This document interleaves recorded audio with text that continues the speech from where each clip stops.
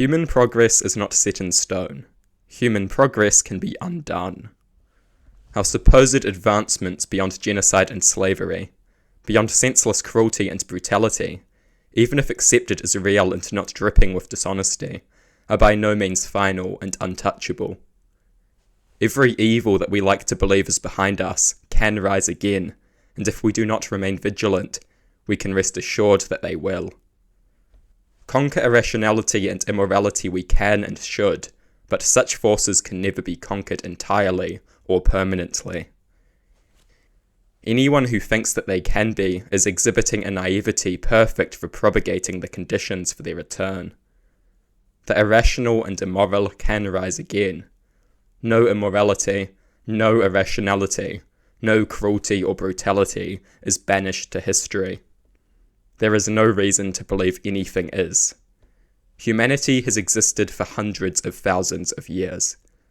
In the last 200 years, we have enslaved and genocided millions. We have enacted more brutality and cruelty than any mind can imagine. Do you seriously believe that in the last handful of decades we have magically moved beyond the capacity for such things? Only a fool could believe such a thing. Thousands of years of existence. The last 200 have been plagued with slavery and genocide, cruelty and brutality of massive proportions. To think that such things are suddenly and magically behind us is beyond idiotic.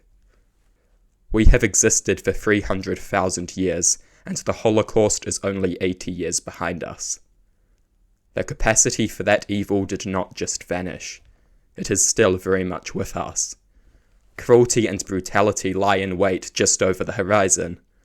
Oftentimes they are not even that far away. Every progression can be undone. It can all be undone. Being aware of this fact is the essential first step to ensuring that it isn't. One stands no chance of ensuring that progress is not undone when one does not even understand that it can be. We may not be inherently evil, but we do have a capacity for great evil. Best we be aware of it, so we can keep it in check. Our capacity for evil has not magically disappeared. The idea that it has is dangerous and idiotic. Unfortunately, there is nothing fundamentally and innately different about the human beings who kept slaves and enacted genocide, and us. We should keep that in mind. Being aware of our capacity for evil is the first step to preventing evil. This is no excuse for self-hatred, guilt, or shame. Such reactions are deeply irrational. This is simply something we would be wise to be wary of. One should never feel shame, guilt, or self-hatred about their capacity. This is harmful irrationality. Feeling ashamed of one's ability to do evil when no evil has been done is as senseless as feeling pride about one's ability to do good when no good has been done. One must simply be aware of one's capacity and ability. Awareness of one's capacity for good and evil is the basis of desirable behaviour. One who thinks they cannot do evil will be inclined to do a great deal of it. One who thinks they cannot do good will be inclined to do very little of it. Awareness is the basis from which rational, desirable, and useful outcomes flow. One must be aware of one's capacity and abilities. We did not leave our capacity for evil in the past. We are just as capable of evil as we were during the Holocaust, slavery, and whatever other brutalities and immoralities you can think of. Being aware of this fact is essential to ensuring that we do not inadvertently let our guard down and return to the immoralities of the past. Awareness will prevent us from blindly slipping back into brutality, cruelty, and depravity. Awareness is also essential for ensuring that progress is not frozen.